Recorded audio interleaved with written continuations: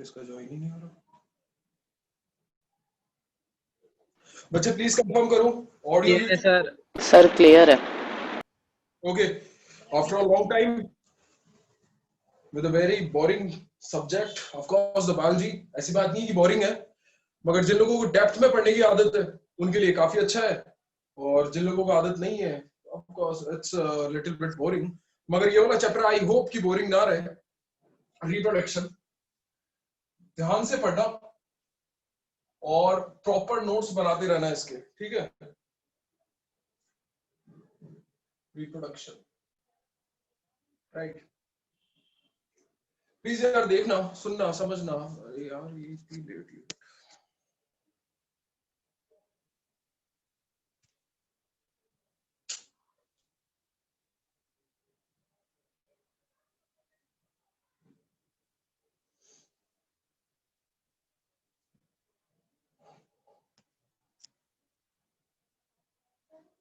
Okay. Basically ये थे कोई 4 या 5 चैप्टर, ठीक है। 4 चैप्टर थे अप्रॉक्स जो होते हैं, उसमें से एक चैप्टर पूरा पूरा हटा दिया आपका कंट्रोल कोऑर्डिनेशन। और अगर ये हटा दिया कंट्रोल कोऑर्डिनेशन तो सबसे ज्यादा सोचने की बात है, क्योंकि अगर जिसको बायोलॉजी लेनी है 11th-12th में जाकर, जिसको न्यूरोलॉजी जाकर पढ़नी थी, उसके लिए काफी बुरा हुआ। चलो खैर कोई ना, अपन स्टार्ट करेंगे रिप्रोडक्शन से। बच्चे ध्यान से सुनना। सबसे पहले जो इसकी रॉ मटेरियल है या फिर जो रॉ नोट्स है, सबसे पहले आप लोग उसको प्रिपेयर करना, और उसके बाद आप लोग जाना एनसीईआरटी पर या फिर अदर किसी रेफरेंस पर। सबसे पहला जो काम है जो मैं आपको लिखवा रहा हूं उस चीज को प्रिपेयर करने का। अगर ये चीज प्रिपेयर हो जाती है तो मेरे को नहीं लगता कि बायोलॉजी में या फिर इससे रिलेटेड जो भी एमसीक्यू या रीजन एसरेशन या फिर जो नए तरह के क्वेश्चंस आ रहे हैं वो अटकेंगे। एक भी क्वेश्चन नहीं अटकेगा, बिलीव मी। जो लिखवा रहा हूं उसको आप लोग रेडी कर लेना, ठीक है। ये नए सिलेबस पर या नए पैटर्न पर नोट्स बनाए हुए हैं, किसी को चाहिए थे तो बनाए थे, तो आप लोगों के काम आ जाएंगे। रिप्रोडक्शन के नोट्स हैं तो कंप्लीट जो भी है, सबसे पहले आपको यही नोट्स प्रिपेयर करना है। उसके बाद आप लोग एनसीईआरटी पढ़िए, नो इशू, कोई इशू नहीं है, ठीक है। तो जो रॉ है, जो उसका बेस है, सबसे पहले बेस को तैयार कर लेना, right. I am just talking about reproduction. मैं रिप्रोडक्शन की बात कर रहा हूँ। रिप्रोडक्शन प्रोसेस बहुत सिंपल है यार, बहुत सिंपल प्रोसेस है। नाउ व्हाट रिप्रोडक्शन एक्चुअली में होता क्या है? Reproduction is a biological process in which an individual produces the new one of their own kind। अरे भैया, ये जो डेफिनेशन है ना, जो बुक्स में आप लोग पढ़ते हो या फिर सिंपल लिख कर आते हो, लिखने में और पढ़ने में दोनों में बहुत बड़ा डिफरेंस है यार। रिप्रोडक्शन बच्चा करता क्या है? रिप्रोडक्शन वर्ड का मतलब एक्सप्लेन कर आता है कि what is it is just a biological process जो कि एक इंडिविजुअल करता है एक न्यू वन या ऑफस्प्रिंग्स या बेबीज को प्रोड्यूस करने के लिए, दैट इज रिप्रोडक्शन। नहीं यार, ये डेफिनेशन टोटली इनकम्प्लीट है। बायोलॉजी के अंदर कुछ एक चीजें होती है जिनकी इंपॉर्टेंस होती है। अब जैसे कि क्या बताता हूं यार, इसकी डेफिनेशन पूरी लिख लेना, प्रॉपर लिख लेना, और बताऊंगा कैसे एक वर्ड ऐड होने से या डिलीट होने से प्रॉब्लम क्रिएट हो जाती है।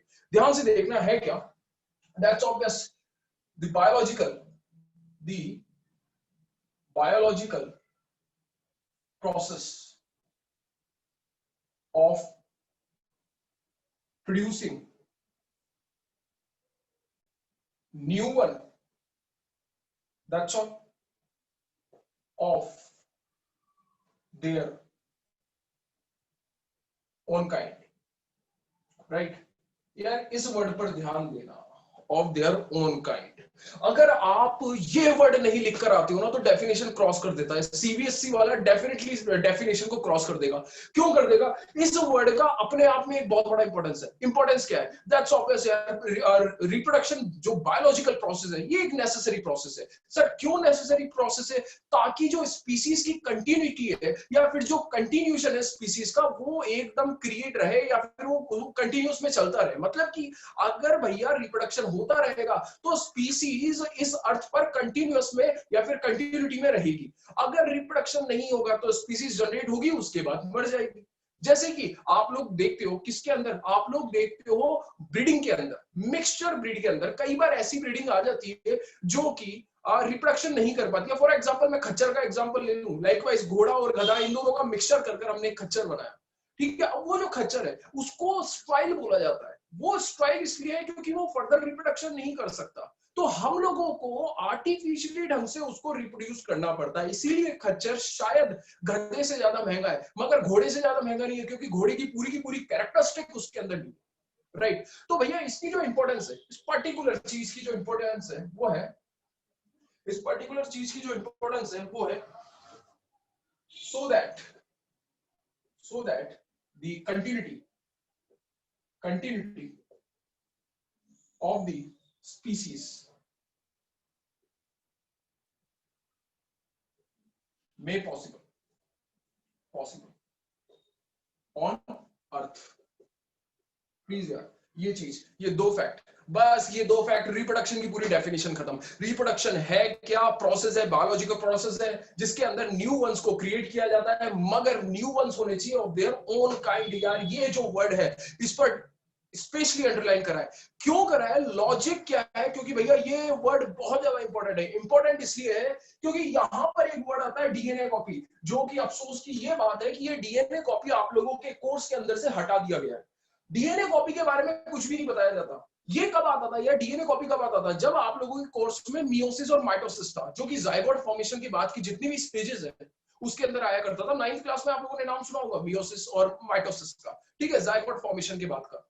मगर ये डीएनए कॉपी हटा दिया गया। अब एक्चुअल में इस वर्ड का मतलब क्या है? Of their own kind. Of their own kind का मतलब क्या है कि भैया इंसान का बेटा इंसान ही पैदा होगा, इंसान का बच्चा इंसान ही पैदा होगा, गधा पैदा नहीं हो सकता। क्यों? क्योंकि इंसान का डीएनए अगर कॉपी हुआ है, अगर इंसान के डीएनए से जाइगोट बना है, तो उस डीएनए से इंसान ही पैदा हो सकता है। ऑफ देयर ओन काइंड का मतलब ये है कि डीएनए मस्ट बी सेम। अरे भैया डीएनए सेम रहता है। डीएनए यार, डीएनए आप लोगों ने देखा होगा, ये एक हेलिकल स्ट्रक्चर होता है, ठीक है, राइट। ऐसा कोई डीएनए देखा होगा, सभी का डीएनए ऐसा होता है। मगर असल में डीएनए के अंदर जो इंफॉर्मेशन छुपी हुई होती है वो होती है नाइट्रोजन बेसिस के अंदर। ये रही, these are what nitrogen bases, ये होती है नाइट्रोजन बेसिस। लाइकवाइज सबका डीएनए एक जैसा दिखता है। आप स्पाइडर का देख लो, डीएनए एक जैसा दिखेगा। अरे भैया आप स्नेक्स का, रेप्टाइल्स का देख लो, आप किसी का भी डीएनए देख लो, दिखता है एक जैसा ही है। मगर जो मेन इंफॉर्मेशन होती है वो होती है नाइट्रोजन बेसिस में। सर नाइट्रोजन बेसिस मतलब, अरे भैया ये जो हेलिकल शेड से लगे हुए हैं इनको कहते हैं नाइट्रोजन बेसिस। अब ये बने हुए होते हैं नाइट्रोजन के, फॉस्फोरस के। इसमें होता है डीएनए या फिर एक ऑर्गेनिज्म की जो फंडामेंटल इंफॉर्मेशन है वो इन नाइट्रोजन बेसिस में होती है। तो सर नाइट्रोजन भी है, फॉस्फोरस भी है, सल्फर भी है। नाइट्रोजन बेसिस ही नाम क्यों दिया गया?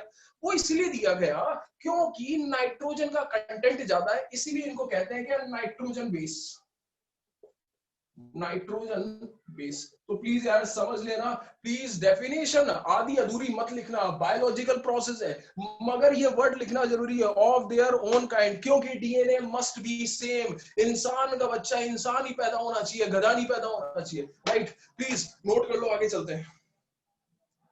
प्लीज नोट कर लो, आगे चलते हैं। लाइकवाइज वही बात है यार, रिप्रोडक्शन होते दो तरह के हैं, असेक्सुअल, असेक्सुअल और एक होता है सेक्सुअल, ठीक है। असेक्सुअल और सेक्सुअल। असेक्सुअल और सेक्सुअल के बीच के अंदर जो मेजर डिफरेंस है वो ये है कि single parent, single parent, single parent, और दैट्स व्हाट मेल और फीमेल। प्लीज यार लिखना, मेल और female are separate. Sir meiosis के बिना सेक्सुअल रिप्रोडक्शन कैसे पढ़ेंगे? मियोसिस के बिना सेक्सुअल रिप्रोडक्शन कैसे पढ़ेंगे? सेक्सुअल रिप्रोडक्शन में है क्या? Female egg, that's what female sexual hormone, that is male sexual hormone. Now what? सिंगामी fusion, reproduction खत्म। इसके आगे ये जब डबल होकर जायगोट फॉर्म करेगा, डीएनए कॉपी करेगा, डीएनए हैप्लॉइड कंडीशन में जाएगा, जायगोट बन जाएगा, फिर जायगोट से पूरा बेबी बनेगा। तो जायगोट से बेबी के अंदर डेवलप होने की फेजेस कहलाती है meiosis, mitosis. That's all. Reproduction कहां तक है? रिप्रोडक्शन कहां तक है? रिप्रोडक्शन है female part, male part, सिंगामी fusion, that's all. सिंगामी fusion के बाद जस्ट जायगोट फॉर्मेशन।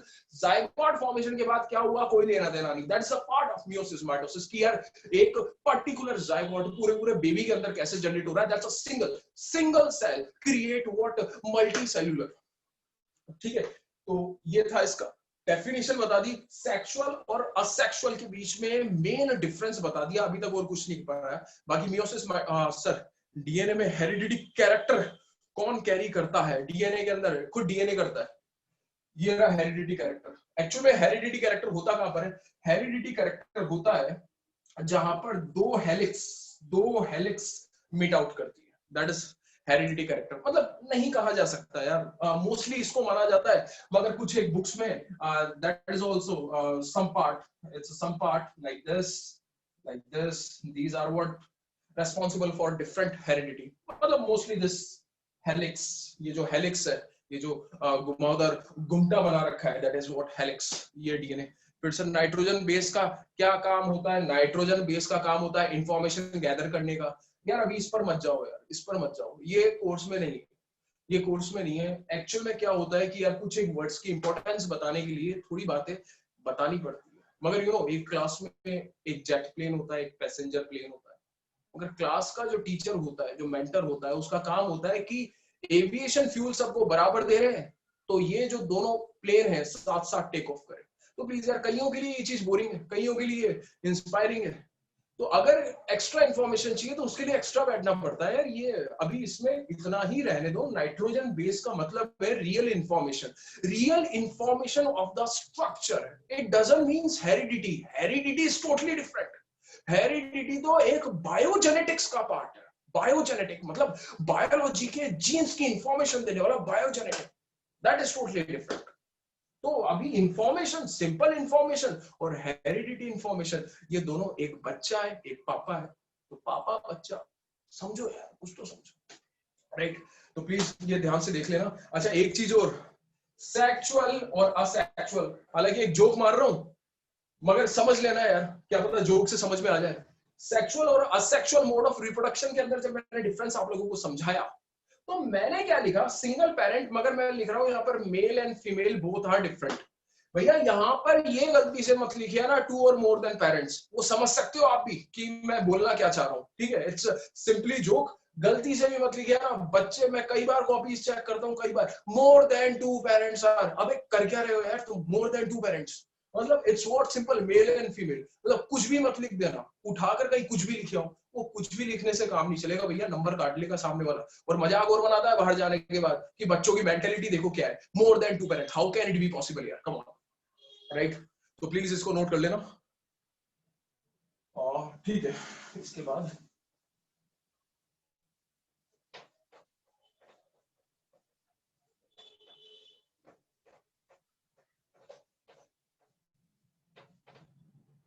डिफरेंस देख लो भाई, that is a sexual mode and this is what your sexual mode of reproduction, a sexual mode of reproduction and sexual mode of reproduction। पहला difference तो मैं बता ही चुका हूं, it's what single parent, single parent, छापे जाओ single parents, जहां पर समझाने की जरूरत होगी वहां समझा भी दूंगा। That's what mail and female is totally different, right? That's a very first difference। उसके बाद और भी कुछ है क्या? ठीक है यार, it takes like less energy, it takes energy लिख दी, energy and time, expenditure is less, but it takes time and of course the energy, it takes time and the energy, or it takes time and energy, expenditure is maximum लिख रहा हूं क्योंकि zygote formation के बाद भी mother की energy लगती है बहुत ज्यादा, ठीक है? ओके, पॉपुलेशन, इसकी जो भैया पॉपुलेशन है वो इंक्रीज करती है फास्टर रेट, और इसकी जो पॉपुलेशन है वो इंक्रीज करती है विथ वेरी लेस रेट। वैसे ह्यूमंस को देखते हुए लगता नहीं है, 2011 का सेंसस देखा हो तो आप लोगों ने इंफॉर्मेशन देखी होगी, 136 करोड़ देशवासी, पता नहीं 2021 के सेंसस में क्या होने वाला है। बाकी करेक्ट यही है कि पॉपुलेशन टेक्स। अच्छा जी, एक चीज और ध्यान से देखना भैया, यहाँ पर समझने की जरूरत है, ये तीन चीजें तो कोई भी लिख लेता है, समझने की जरूरत। बच्चे ये रिफ्लेक्स आ रहा है, दिख रहा है ना यार, ये energy and time less, expenditure less, ठीक है? यहां पर समझने की जरूरत है, समझना है यार, वेरिएशन इज लेस और variation is maximum. Now what, समझो यार, ये फोर्थ पॉइंट समझने की जरूरत है। क्यों समझने की जरूरत है? यहां पर कुछ ना कुछ एक ऐसी चीजें हैं जो मिसिंग हो रही है। Sir variation is less and variation is maximum, मतलब कहना क्या चाह रहे हो यार? कहना मैं ये चाह रहा हूँ, थोड़ा सा दिमाग लगाना, थोड़ा सा दिमाग लगाना, थोड़े से दिमाग की जरूरत है। मैं ये मानता हूँ मैथमेटिक्स कर सकते हो, फिजिक्स कर सकते हो, केमिस्ट्री कर सकते हो, और जो ये तीनों कर सकता है ना, वो बायोलॉजी बड़े आराम से कर सकता है। बायोलॉजी में तो दिमाग लगाना ही नहीं होता, और कभी कभी दिमाग लगाना होता है तो बहुत थोड़ा सा दिमाग लगता है। और मैं मैक्सिमम लोगों को जानता हूँ, हाँ समझ जाओगे। नाउ व्हाट, समझने की क्या बात है? सर ये वेरिएशन यहाँ पर लेस है, यहाँ पर मैक्सिमम है। एक्चुअल में सुनना मेरी बात, that is a sexual mode and that is asexual mode. हुआ क्या? होना ये था कि सेक्सुअल मोड के अंदर एक मेल गैमेट और एक फीमेल गैमेट दोनों एक दूसरे के साथ फ्यूज हो रहे हैं। Now what my point is, मेरा पॉइंट ये है कि मेल गैमेट के अंदर भी क्रोमोसोम 46, फीमेल गैमेट के अंदर भी क्रोमोसोम 46। तो कायदे से अगर देखा जाए तो क्या जो चाइल्ड होगा या फिर जो जाइगोट होगा उसके अंदर क्या 92 क्रोमोसोम्स आएंगे? ऐसा तो पॉसिबल नहीं है, क्योंकि बोला था यार इंसान का बच्चा इंसान ही होता है। अगर इंसान के अंदर 46 क्रोमोसोम है तो जो जाइगोट होगा उसके अंदर भी 46 ही आएंगे। मगर ये हो कैसे रहा है कि 46 तो मेल से आए, 46 फीमेल से आए, तो कायदे से 92 आने चाहिए, मगर 92 आते नहीं। क्यों नहीं आते? क्योंकि जब जब फ्यूजन हो रहा होता है, मेल गैमेट फीमेल गैमेट से सिंगामी फ्यूजन कर रहा होता है, तो उस केस के अंदर जो डीएनए होता है ना, जो क्रोमोसोम होते हैं, वो हैप्लॉइड कंडीशन में चले जाते हैं। मतलब कि 46 का अगर मैं हैप्लॉइड या हाफ करूं तो 46 रिमेन 23। तो मेल के 23 और फीमेल के 23 दोनों कंबाइन होकर जाइगोट में बनेगा 46। तो कंडीशन क्या है? कंडीशन है हैप्लॉइड। क्रोमोसोम कभी भी डेप्लॉइड कंडीशन में नहीं जाते, 46 के 46 नहीं जाएंगे, वो जब फ्यूजन हो रहा होगा तभी आधे हो जाते हैं, आधे आधे हो जाएंगे तो जाइगोट में 46 आ जाते हैं। अब जब ये हैप्लॉइड कंडीशन में आए, उस समय हो रहा होता है डीएनए कॉपी, उस समय हो रहा होता है डीएनए कॉपी। मगर इतिहास गवाह है डीएनए कॉपी कभी भी 100% करेक्ट नहीं होता। डीएनए कॉपी में कुछ ना कुछ एरर शो होता है, और उसी एरर के कारण सेक्सुअल मोड ऑफ रिप्रोडक्शन में वेरिएशन देखने को मिलता है। देख लेना यार, कभी भी देख लेना, किसी की शक्ल किसी से नहीं मिलती, सबकी शक्लें अलग अलग है। क्यों है? सबकी फिजिकल स्टेट अलग अलग है। क्यों है? सबकी मेंटलिटी अलग अलग है। क्यों है? क्योंकि एक्चुअल में जैसे फादर होते हैं वैसा एग्जैक्टली सन नहीं बनता, या जैसी मदर होती है वैसी डॉटर नहीं बनती। क्यों नहीं बनती? क्योंकि डीएनए जब कॉपी हो रहा होता है, डीएनए एग्जैक्ट कॉपी करता है। सर फिर क्लोन में डीएनए एग्जैक्ट, बिल्कुल। Cloning is an example of asexual please, and asexual mode के अंदर भी बहुत ज्यादा वो एकदम बायोजेनेटिक्स का पार्ट है, तो उसको एकदम साइड में हटाओ। तो एक्चुअल में हो क्या रहा है? वेरिएशन क्यों आया? क्योंकि डीएनए कॉपी के अंदर, डीएनए कॉपी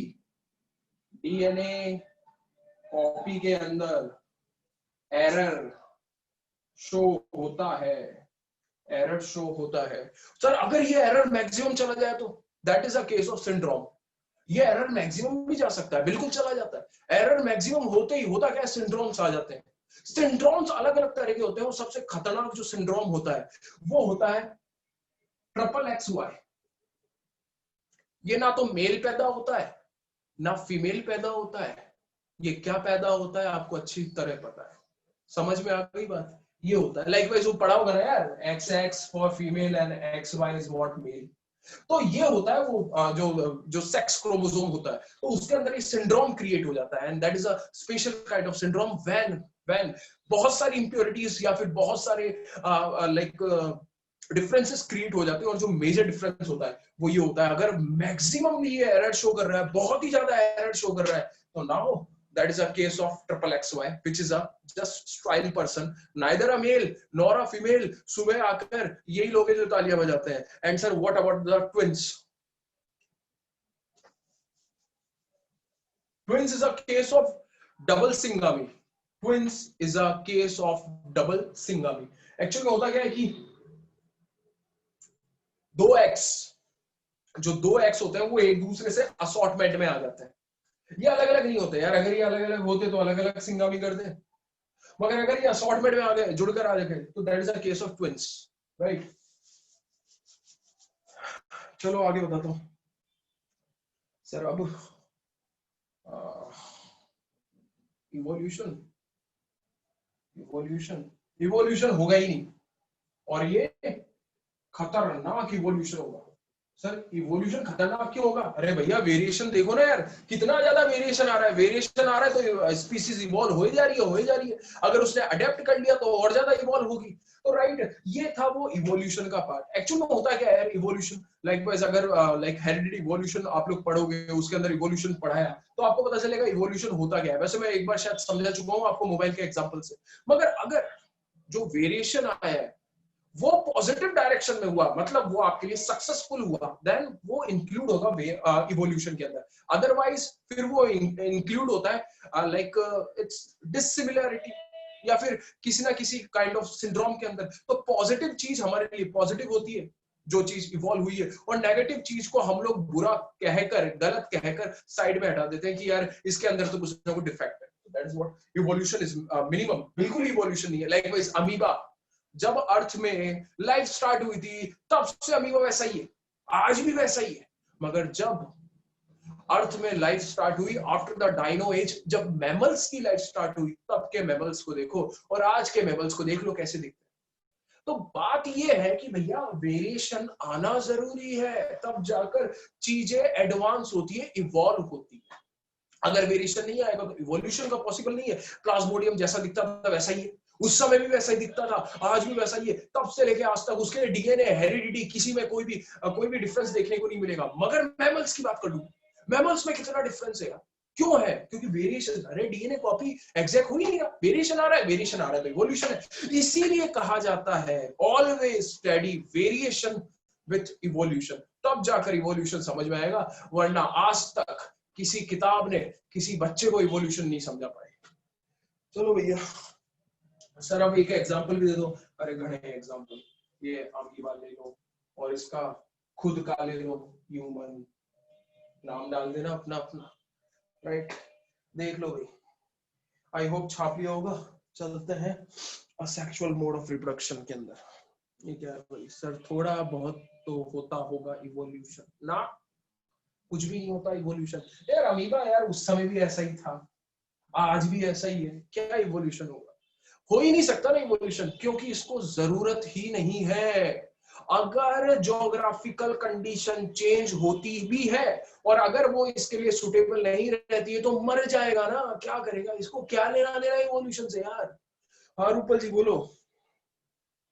बट सर अभी आपने कहा कि इवोल्यूशन के लिए वेरिएशन होना जरूरी है, हाँ, एसेक्सुअल में कमी से ही वेरिएशन तो हो ही रहा है।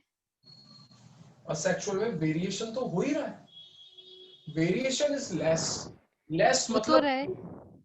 लेस का मतलब मिनिमम, लेस का मतलब मिनिमम या नेग्लिजिबल, ठीक है। लेस का मतलब मिनिमम या नेग्लिजिबल। अब देखो कहानी क्या है? कहानी है how to answer a question, किसी भी क्वेश्चन का आंसर कैसे किया जाए। यार एक तो ये चीज है इतनी छोटी, और अगर इसमें थोड़ा सा भी वेरिएशन आ गया तो मुझको क्या फर्क पड़ना है?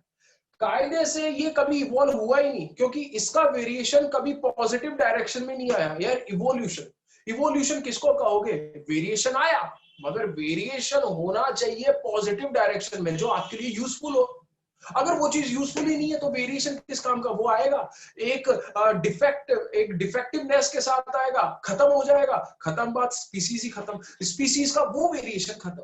तो पॉइंट ये है कि यार वेरिएशन आए, मगर वेरिएशन पॉजिटिव डायरेक्शन में भी तो जाना चाहिए। इस अमीबा को जरूरत ही नहीं है वेरिएशन की, ये ऑलरेडी एडवांस है। अगर मैं इसकी प्रजाति की बात करूं, अगर मैं इसकी स्पीसीज की बात करूं, तो ऑलरेडी एडवांस है अगर उसको देखा जाए तो। कायदे से वेरिएशन लेस होना, मिनिमम होना, नेगलेक्ट होने का मतलब है इवोल्यूशन बी लेस, या फिर इवोल्यूशन एकदम ही खत्म। क्योंकि लेस इवोल्यूशन का मतलब इवोल्यूशन आना होता ही नहीं। एक इंसान 10,000 इंसानों में से 10,000 इंसान के बच्चे, उसमें से अगर एक बच्चा कोई डिफॉर्मेशन के साथ पैदा हुआ, एक बच्चा, सिर्फ एक बच्चा डिफॉर्मेशन, तो क्या मैं यूं कहूंगा कि that is a part of evolution? ना, एक बच्चे से कुछ फर्क नहीं पड़ता। 10,000 में से मिनिमम 8,000 डिफॉर्मेशन के साथ पैदा होने चाहिए। और वो कब होंगे? वो धीरे धीरे धीरे धीरे धीरे धीरे ग्रेजुअली चेंज लेवल में होंगे। मगर ये धीरे धीरे चेंज भी कब होगा? जब वो वेरिएशन पॉजिटिव डायरेक्शन में जाए, वो वेरिएशन उसको यूटिलाइज हो। अगर वो उस वेरिएशन को यूटिलाइज ही नहीं कर पा रहा, वो वेरिएशन उसके लिए पॉजिटिव वे में नहीं है, तो क्या फायदा उस वेरिएशन का? तो that is not a part of evolution. Variation हो सकता है, और अगर होगा तो बहुत कम होगा, और अगर बहुत कम होगा तो that is not a part of evolution. नहीं, एक चीज को चेंज कर कर मैं इवोल्यूशन नहीं बोल सकता, मिनिमम मैक्सिमम मेजॉरिटी को चेंज करना पड़ता है। आई होप समझ में आया हो।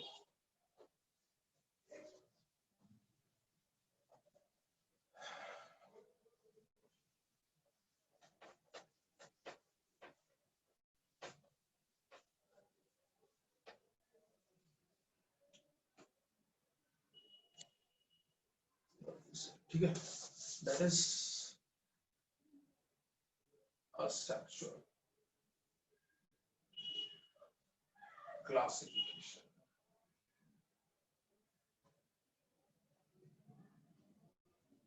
Asexual classification. These are the modes of asexual classification. First is what? Fission. Fission. That is the very first mode. This is the very first mode of asexual mode of reproduction.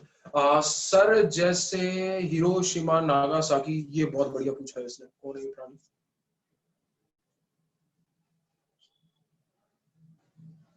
Sir जैसे Hiroshima Nagasaki में आज भी सब लोग defection के साथ पैदा होते हैं, तो वहां पे इवोल्यूशन ही नहीं है बिल्कुल भी। ओके बच्चे, इवोल्यूशन आता है नेचुरली, नेचर से इवोल्यूशन आना चाहिए। अगर नेचर से इवोल्यूशन नहीं आ रहा, नेचर ने वेरिएशन नहीं दिया, तो that is not a part of evolution. Evolution की बहुत खतरनाक, बहुत गहरी थ्योरी है। बड़े बड़े साइंटिस्ट मर गए थ्योरी, लाइकवाइज डी लामार्किज्म, अपने डार्विन की थ्योरी, काफी सारी थ्योरीज आप लोगों ने सुनी होगी। क्या पता आप लोग इवोल्यूशन वैसे कोर्स में नहीं है, इस बार हटा दिया गया, बट पढ़ोगे तो शायद, वैसे इतना कोई डिटेल में भी नहीं है, बट मैं बता देता हूँ इसके पीछे फैक्ट क्या है। वहां पर डिफॉर्मेशन आ रहा है। क्यों आ रहा है? क्योंकि वहां पर न्यूक्लियर रेडिएशन फैली हुई। न्यूक्लियर रेडिएशन से क्या हुआ? जब जायगोट की मियोसिस और माइटोसिस की फेजेस चल रही है, तो उनको वो प्रॉपर सप्लाई नहीं मिल पा रही है अपने एनवायरमेंट की जो होनी चाहिए, या फिर कहीं ना कहीं उनके अंदर रेडिएशन की वजह से कहीं ना कहीं एक इम्प्योरिटी या फिर एक डिफेक्ट है, जिसके कारण वहां पर ये सारी की सारी प्रॉब्लम्स क्रिएट हो रही है। ध्यान से देखो रहा है, ये सारी की सारी वहां पर मैक्सिमम डिजीज है। लाइकवाइज अभी अगर WHO का, वर्ल्ड हेल्थ ऑर्गेनाइजेशन का जो सेंसस आया था, या फिर वर्ल्ड हेल्थ ऑर्गेनाइजेशन की जो अभी लिस्ट निकाली गई थी, हिरोशिमा नागासाकी में सबसे ज्यादा डिजीजेस है। डिजीज होना का मतलब ये थोड़ी कि इवोल्यूशन हो गया ना, वो तो मैन मेड है, आर्टिफिशियल है, आर्टिफिशियली क्रिएट की गई है ड्यू टू द रेडिएशन के थ्रू। ठीक है, तो that is not a part of evolution, क्योंकि इवोल्यूशन नेचुरली आना चाहिए, नेचर से आना चाहिए। अब अगर इवोल्यूशन आ भी गया, तो भी डिफरेंट फैक्टर से जो वर्क करते हैं इवोल्यूशन पर। कैसे सर? क्या क्या फैक्टर हुआ? ज्योग्राफिकल आइसोलेशन होना चाहिए, उसकी टोपोग्राफी होनी चाहिए, हाँ पता नहीं 50 तरह की चीजें। ठीक है, तो अब बहुत सारे मिनिमम 5 फैक्टर्स ऐसे हैं जो कि आप लोग 10th में पढ़ते हो कि हाँ, कि अगर ये चीज वर्क करेगी तो ही वो आया हुआ जो नेचर से वेरिएशन आया है वो पॉजिटिव डायरेक्शन में जाएगा। और अब हम इसको कह सकते हैं that is purely and satisfying statement for evolution, that's all, right? Okay, the very first one is fission. यार यहाँ पर वो आ रहा है रिफ्लेक्शन, तो मैं क्या करूं? मैं ये करता हूँ, इसको थोड़ा नीचे दिखा। हाँ ओके राइट, देखिए होगा फिशन। सर फिशन का मतलब क्या होता है? यार देखो, नाम सुना होगा दो एनर्जी का। एक तो होता है what is the importance of variation, what is the importance of variation. खुद ही दिमाग लगा लो यार, इंपॉर्टेंस वेरिएशन की क्या है? सबसे बड़ी इंपॉर्टेंस तो सामने दिख रही है। एक इंसान दूसरी इंसान से आइडेंटिफिकेशन कैसे करेगा अगर उसमें वेरिएशन ही नहीं होगा? तो सारे एक जैसे, चाइना का प्रोडक्ट छोड़िए, सब एक जैसे, इनका राष्ट्रपति भी एक जैसा दिखता है, इनका प्रेसिडेंट भी एक जैसा दिखता है, सॉरी दोनों एक ही चीज है। या लाइक वाइस प्रेसिडेंट, सब एक जैसे दिखते हैं। मगर हालांकि अगर तरीके से देखा जाए तो एक जैसे होते नहीं, ठीक है। अब ये मत बोलना सर मेल और फीमेल भी एक जैसे दिखते हैं क्या, आई डोंट नो यार, ठीक है। But point is this, major जो इंपॉर्टेंस है वो तो यही है कि यार इंपॉर्टेंस इज व्हाट, आइडेंटिफिकेशन कैसे होगी, variation, right. Fission, please concentrate over it, बाकी और का भी फ्री मूड से। फिशन, नाम सुना होगा दो तरीके एनर्जी का, एक तो होती है न्यूक्लियर फिशन और एक होती है न्यूक्लियर फ्यूजन। यार फ्यूजन का मतलब होता है जुड़ना, जैसे कि अभी मैंने बात करी मेल और फीमेल गैमेट जुड़ गए, फ्यूजन, फ्यूजन का मतलब होता है जुड़ना। मगर फिशन का मतलब क्या होता है, टूटना। तो भैया यहां पर लिख रहा हूं फिशन का मतलब है ब्रेक डाउन, फिशन का मतलब है ब्रेक डाउन, ब्रेक डाउन, ठीक है, ब्रेक डाउन। फिशन होते हैं भैया दो तरह के, एक तो होता है बाय फिशन, एक तो होता है बाय फिशन, और एक होता है multiple fission, multiple fission.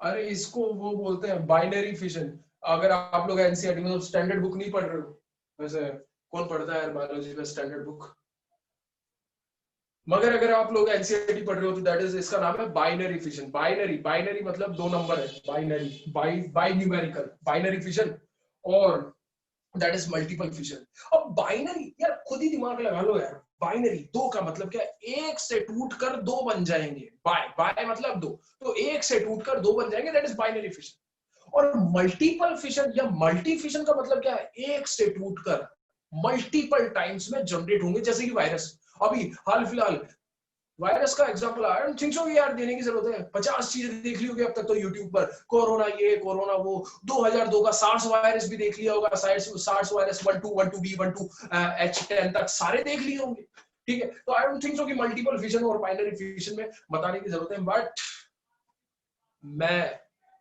Virus का एग्जांपल मल्टीपल फिशन में नहीं दे रहा हूं, प्लीज कोई क्वेश्चन पुट अप मत करना, ओके।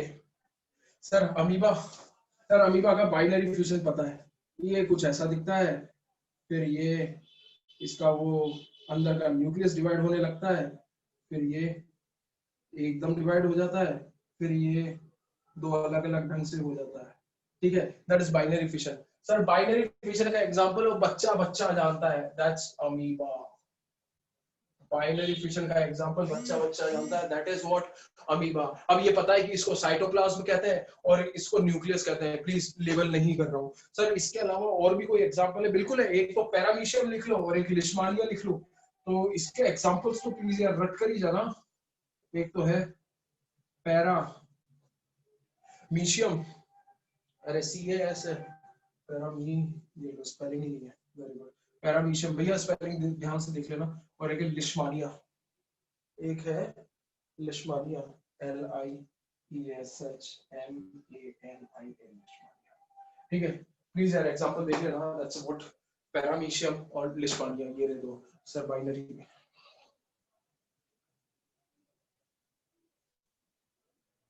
सर बाइनरी में भी ह्यूमन और टाइप्स पढ़ाए हैं सर, बाइनरी में भी हमें और टाइप्स पढ़ाए हैं। नहीं बच्चे, बाइनरी में आप लोगों को बहुत सारे टाइप्स पढ़ाए होंगे, मगर मेरे को लगता नहीं है कि काम का है। बाइनरी के अंदर अमीबा एक से हो गए दो, आपको कितने भी टाइप पढ़ाए यही हो सकता है binary fusion, that's all. Binary fusion से एक से दो बन जाएंगे एंड का रिजल्ट, इससे ज्यादा कुछ नहीं हो सकता। इसके एग्जांपल अमीबा दिया जाता है, और अमीबा से रिलेटेड एग्जांपल दो और दे दिए मैंने, पैरामीशियम, लिशमानिया। पैरामीशियम आपको मिल जाएगा कहां पर, बुक के अंदर, लिशमानिया नहीं मिलेगा, लिख लेना लिशमानिया। नाउ व्हाट सर, ये मल्टीपल फिशन बता देता हूं यार, दैट इज मल्टीपल फिशन का एग्जांपल प्लास्मोडियम, मल्टीपल फिशन का एग्जांपल प्लास्मोडियम का सेल ऐसा होता है। अब इसके अंदर होता क्या है कि इसके न्यूक्लियस डिवाइड करते हैं मल्टीपल टाइम्स में, थोड़ी देर के बाद और डिवाइड कर जाएंगे मल्टीपल टाइम्स में, ऐसे बहुत सारे हो जाते हैं, और फिर है ना ये कर जाता है ब्लास्ट, फूट जाता है, और पता चलता है कि प्लाज्मोडियम की पूरी कॉलोनी जनरेट हो गई भैया, एक से एक मरा और पता नहीं लाखों को पैदा कर गया। Very faster rate, just a very faster rate. मगर याद रखना डेथ हो जाती है, इसकी डेथ हो जाती है मैनी को जनरेट करने में। That is what your Plasmodium. Sir Plasmodium में अरे यार उसका एग्जांपल ले लो मलेरिया का। Malaria Plasmodium. मोस्टली जो मलेरिया होता है वो होता है गंदे पानी से, मतलब वो मलेरिया के मच्छर हो जाते हैं, वो जो प्रोटोजोआ ट्रांसफर कर जाते हैं बॉडी के अंदर, दैट इज व्हाट प्लाज्मोडियम। उसका पूरा नाम है सर जैसे लिश्मानिया में ऑर्गेनाइज्ड,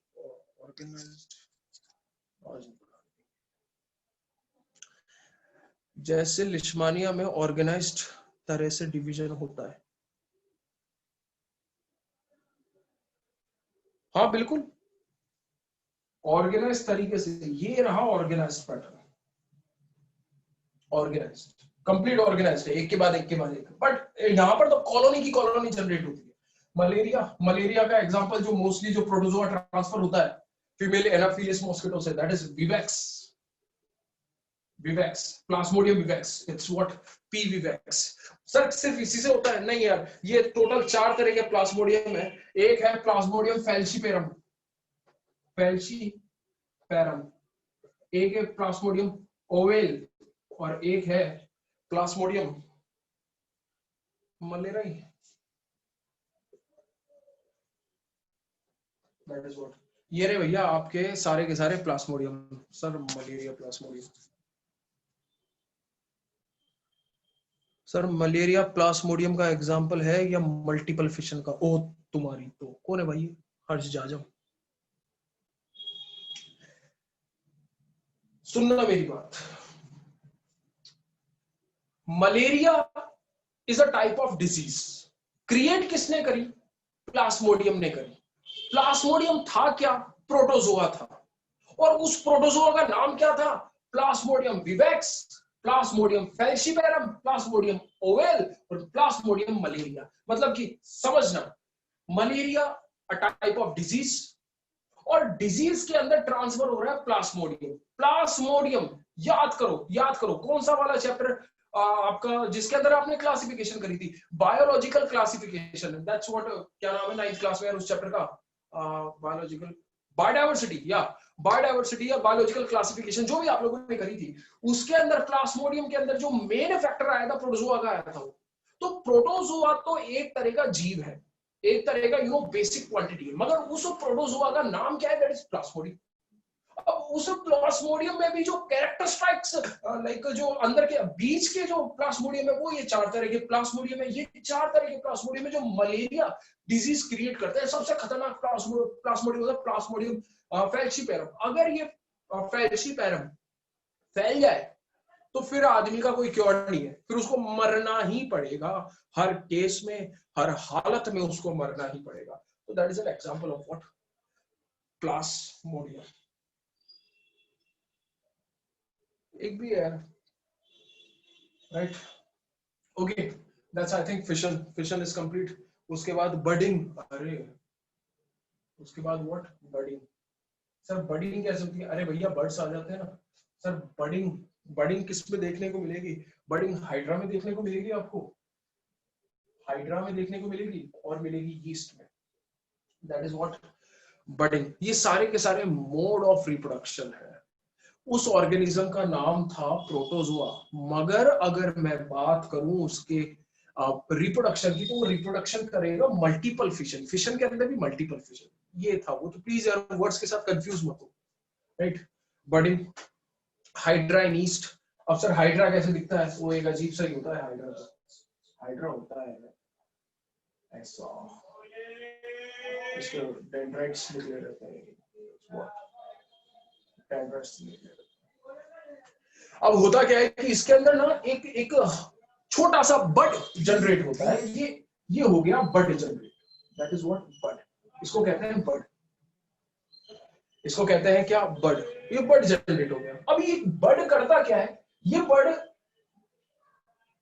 जनरेट होता है और ज्यादा बढ़ता है, फिर ये बर्ड और ज्यादा जनरेट होता है और बढ़ता है, फिर ये बर्ड और ज्यादा जनरेट होता है और बढ़ जाता है, बर्ड और ज्यादा जनरेट होता है और बढ़ जाता है, और जब ये हाइड्रा बन जाता है, जब ये हाइड्रा बन जाता है, जब ये हाइड्रा बन गया तो अब हुआ क्या यार, ये जो बर्ड है ये हैवी हो गया, now it is heavy in size, ये यहाँ से टूट जाएगा और एक से भले दो दो, नो जी, दैट इज व्हाट बडिंग, ऐसे होती है बडिंग। सर ईस्ट की budding, sir what are the characteristics of asexual reproduction? बेटा अभी करवाई तो थी यहाँ पर, सॉरी यहाँ पर कैरेक्टरिस्टिक्स, सारी की सारी कैरेक्टरिस्टिक्स लिख दी थी in the form of difference. सो रहे थे, राइट। ईस्ट की बात करते हैं, सर ईस्ट के अंदर बर्ड, बिल्कुल that is a east. East के अंदर जो बर्ड बढ़ता है, अब ध्यान से देखना है, ईस्ट के अंदर जो बर्ड बढ़ता है वो बढ़ता है ना स्ट्रेट लाइन, कैसे?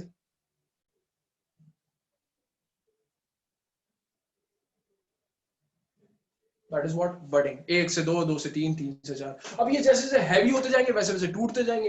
And now of course east भी कॉलोनी के अंदर जनरेट होता है, और प्लाज्मोडियम भी कॉलोनी के अंदर जनरेट होता है। तो याद रखना यहाँ पर, दैट इज व्हाट, ये 1 से 2 हो रहा था, और ईस्ट का जो एग्जांपल दिया गया था वो एग्जांपल दिया जाता है कॉलोनी में, प्लाज्मोडियम का एग्जांपल भी कॉलोनी में दिया जाता है। तो please note it down fast.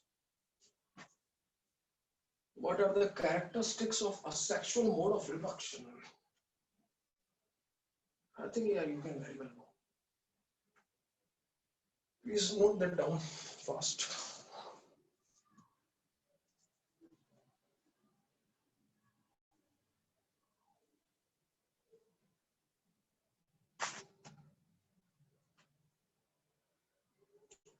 छाप लो यार, छाप लो, और छाप लिया तो बता देना।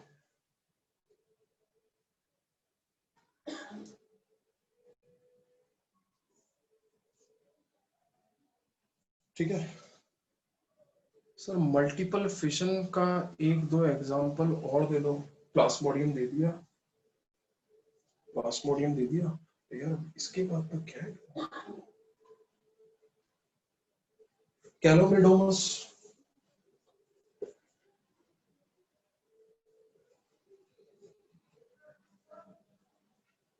इसकी स्पेलिंग क्या होती है?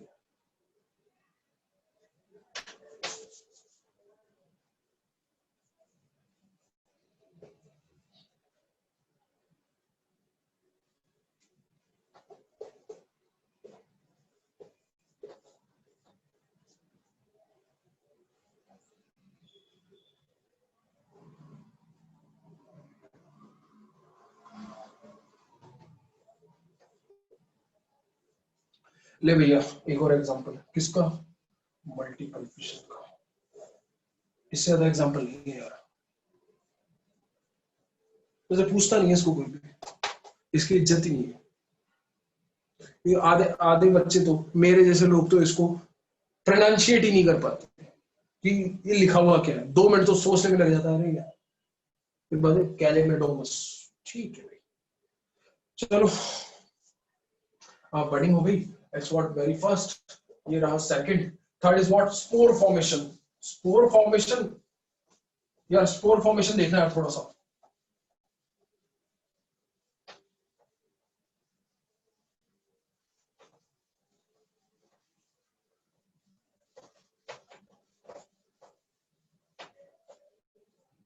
स्पोर फॉर्मेशन देखना, that is third is what, spore formation.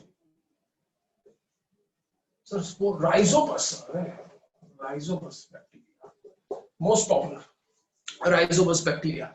Spore formation actual में होता क्या है, ध्यान से देखना है, कहानी क्या है स्पोर फॉर्मेशन की। ये एक ब्रेड का पीस है, that is a piece of bread, right, that is a piece of bread,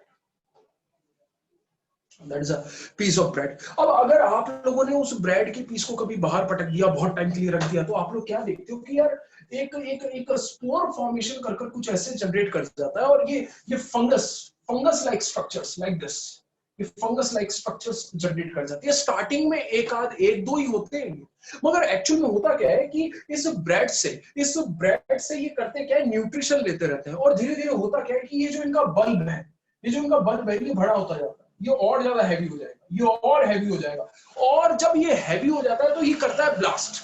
then जैसे ये हैवी हो जाता है तो ये करता है क्या, ब्लास्ट, ये करता है ब्लास्ट। और जैसे ये ब्लास्ट करता है वैसे ही जो इसके पार्टिकल्स है वो हर जगह फैल जाते हैं। ब्लास्ट करता है, ऐसे ब्लास्ट करेगा तो हर जगह इसके पार्टिकल्स फैल जाएंगे, हर जगह पार्टिकल्स फैल जाएंगे, और जहां जहां पार्टिकल फैले वहां वहां स्टार्ट हो जाती है क्या, colony of spore formation. That's a colony of spore formation, that is what.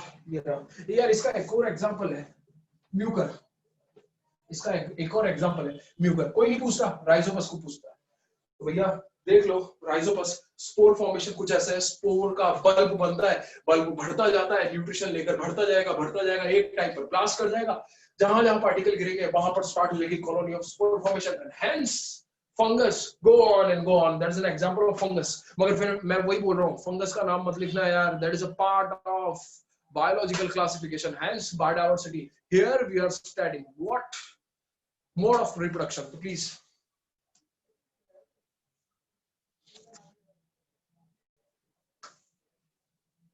Okay, this is a very last part.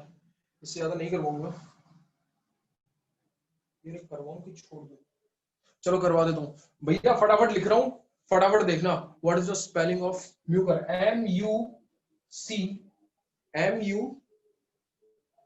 M-U-C-O-R, I think. M-U-C-O-R, yeah, that's O. M-U, yeah.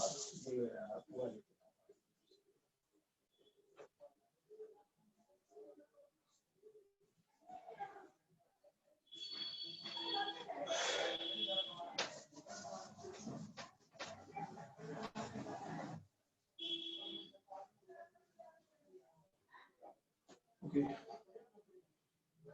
Fragmentation. It's a fourth part. भैया बोल रहा हूं और धड़ाधड़ समझ लेना इसको। And it's what क्या है, fragmentation.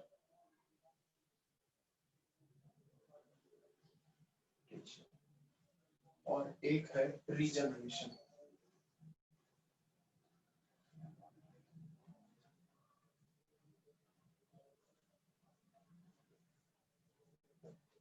एक तो है फ्रेगमेंटेशन और एक है रीजनरेशन।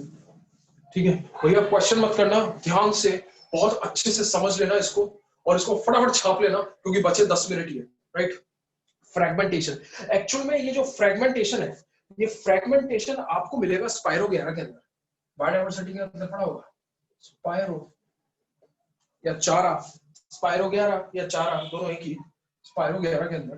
ठीक है, स्पाइरोगेरा के अंदर एक्चुअल में होता क्या है कि यार ये स्पाइरोगेरा, ये कुछ ऐसी एक पट्टी सी होती है ग्रीन कलर की, that is what, green colour की। अरे यार पानी आप लोगों ने देखा होगा, तो पानी के अंदर जो पत्थर पड़े रहते हैं, पानी के अंदर जो पत्थर पड़े रहते हैं उसके अंदर काई जम जाती है, दैट इज व्हाट स्पाइरोगेरा। वो जो काई होती है ना उसको कहते हैं स्पाइरोगेरा। अब एक्चुअल में होता क्या है, that is a plate, it's a green colour plate, green colour plate है ना। अब इसके अंदर होगा क्या, इसके अंदर होता ये है कि अगर ये कहीं से कट जाए, अगर ये कहीं से टूट जाए, या ये तो सिमेट्रिकल सेम हो गया, ये अगर ये कहीं से कट जाती है, ये कट जाती है, तो होता क्या है कि इस वाले पार्ट ने भी पूरा का पूरा ये जनरेट कर देता है, इस वाले पार्ट ने भी पूरा का पूरा जनरेट इसने कर दिया, और जो ये वाला पार्ट बचा हुआ था, ये वाला पार्ट बचा हुआ था, इसने भी पूरा का पूरा जनरेट कर दिया। तो फ्रेगमेंटेशन का मतलब क्या है कि आप अगर इनको फ्रेगमेंट्स में काट दो तो ये पूरा का पूरा रीजनरेट कर जाते हैं। मगर मैंने रीजनरेट और रीजनरेशन दोनों में रात दिन का अंतर है। ध्यान से सुनना, हुआ क्या, स्पाइरोगेरा को आपने कहीं से भी काटा तो ऑलरेडी ये दोबारा से जनरेट कर जाएंगे, दोबारा से। मैंने वर्ड नहीं बोला, अगर मैं वर्ड नहीं बोल रहा रीजनरेट करेंगे, मैंने कहा दोबारा से जनरेट कर जाएंगे। हालांकि इंग्लिश और हिंदी दोनों सेम ही है यार, सर दोबारा से जनरेट कर रहे हैं तो रीजनरेट बोल दिया तो फिर इसमें कंफ्यूज हो जाओगे। रात दिन का अंतर है इन दोनों में, इन दोनों में रात दिन का अंतर क्यों है, सिर्फ और सिर्फ एक छोटा सा टिश्यू है जो इन दोनों में डिफरेंस है। वो एंड में बताऊंगा इन दोनों का डिफरेंस का टिश्यू क्या है, और अक्सर पूछते हैं what is the base difference between the fragmentation and a regeneration. Now what, आगे देखना, what is regeneration, that is an example of प्लानिरिया, I think, या एग्जांपल प्लानिरिया। प्लेनिरिया जानते हो ना, वो कैसा, वो चप्पल जैसी शेप का, वो चप्पल जैसी शेप का प्राणी होता है एक, कुछ ऐसा है।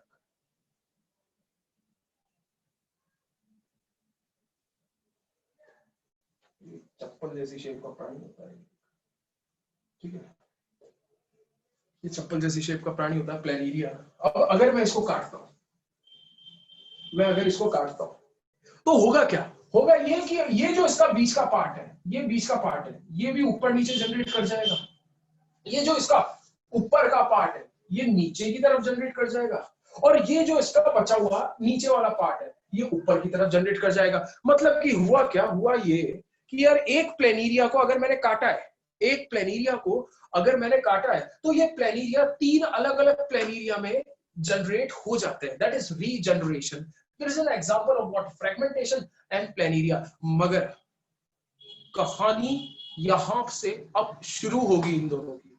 एक्चुअल में है क्या यार, एक छोटा सा एग्जांपल है, रीजनरेशन का एग्जांपल दिया जाता है, एग्जांपल नहीं है, रीजनरेशन का एग्जांपल नहीं ये, मगर हाँ कहीं उससे मिलता जुलता एक एग्जांपल है जो कि दिया जाता है, और वो ये है कि आप लोगों ने छिपकली की दुम देखी होगी, टेल, छिपकली की टेल कट जाती है, तड़प तड़प कर बढ़ जाती है, मगर दोबारा से नई उसकी जगह टेल आ जाती है, that is an example of regeneration. मगर पॉइंट यहां पर समझना, पूरी की पूरी छिपकली अपना छोटा सा टेल का पार्ट जनरेट कर सकती है, पूरी की पूरी छिपकली अपने छोटे से टेल के पार्ट को रीजनरेट कर सकती है, मगर छोटी सी टेल पूरी की पूरी छिपकली को रीजनरेट नहीं कर सकती।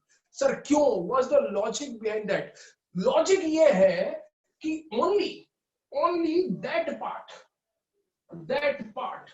Will regenerate, only that part will regenerate, that having a specialized regenerating tissues or cells।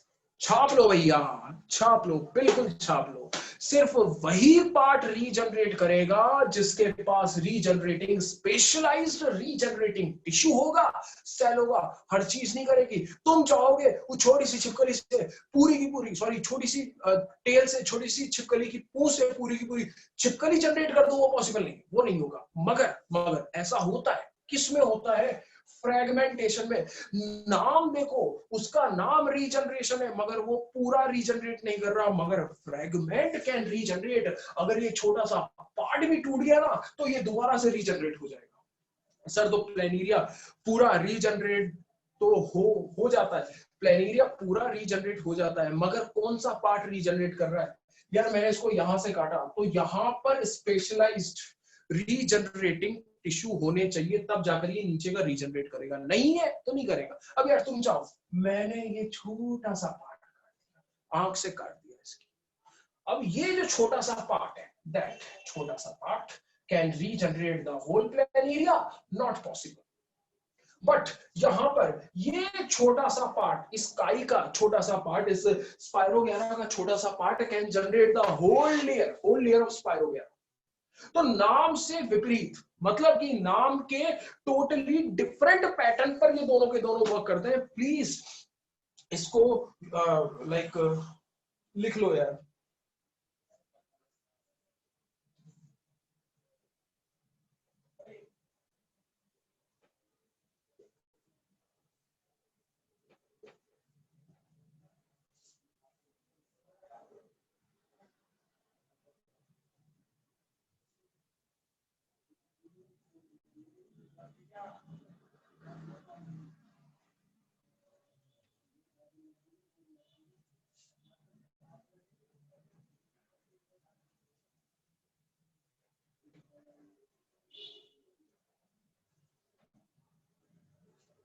Regrowth of damaged and missing part, if and only if, double if, तभी करेगा if the damaged part or missing part having specialized regenerating tissue, SRT, SRK नहीं है भैया, शाहरुख खान नहीं है, SRT छाप लो। Sir liver में भी रीजनरेशन होता है क्या? लिवर को रीजनरेट कर रहा है? कौन कर रहा है भाई ये दादा? एक मिनट को यार, उसने मैसेज आ गया।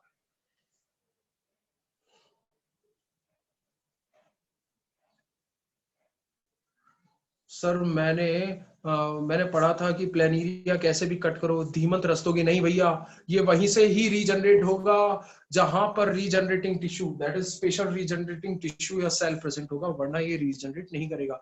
लिवर में भी रीजनरेशन होता है क्या? लिवर वो पेट वाला लिवर, जाखड़ जी, लिवर का मतलब पेट वाला लिवर।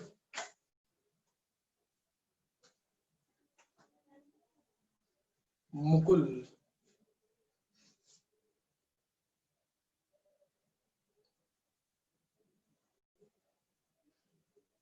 बच्चे यार लिवर रीजनरेट थोड़ी होता है,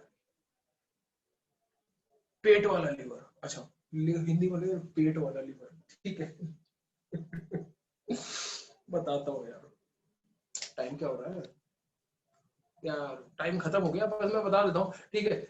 कोई रीजनरेशन का कोई फंडामेंटा नहीं है। हार्ट या लिवर, वो जो लिवर ट्रांसप्लांट करवाते हैं उसके बारे में पूछ रहे होंगे तो जरूर। एक्चुअल में होता क्या है कि आर्टिफिशियल कल्चर से लिवर को बनाया जाता है, क्लोन बनाया जाता है असेक्सुअल मोड ऑफ रिप्रोडक्शन में। लिवर से, जिसका भी लिवर स्ट्रांग होता है उससे एक सेल लिया जाता है और उससे आर्टिफिशियल उसका कल्चर करवाया जाता है। That is a culture of organ. Culture of organ बहुत ज्यादा पॉपुलर है आजकल। इस कल्चर ऑफ ऑर्गन को करवाया जाता है और उसके बाद लिवर जनरेट किया जाता है और फिर वो आर्टिफिशियली लिवर जनरेट, जो कि अभी राइट नाउ ट्रीटी 2016 के अंदर इजराइल से कॉन्ट्रैक्ट किया था कि भैया आपको अब डोनर की रिक्वायरमेंट नहीं है, आप करो क्या, आर्टिफिशियल कल्चर से जनरेट करो ऑर्गन्स को और हमारे पास भेज दो। इजराइल की जो ट्रीटी थी वो वाली। तो बेसिकली रीजनरेशन कुछ नहीं होता, ना ना ना, लिवर में कोई रीजनरेशन नहीं होगा। That is a culture. Culture का मतलब हम मास प्रोडक्शन कर रहे हैं, लिवर आर्टिफिशियली उगा रहे हैं, केमिकल होता है उसके अंदर उग जाता है, ठीक है। Okay, thank you.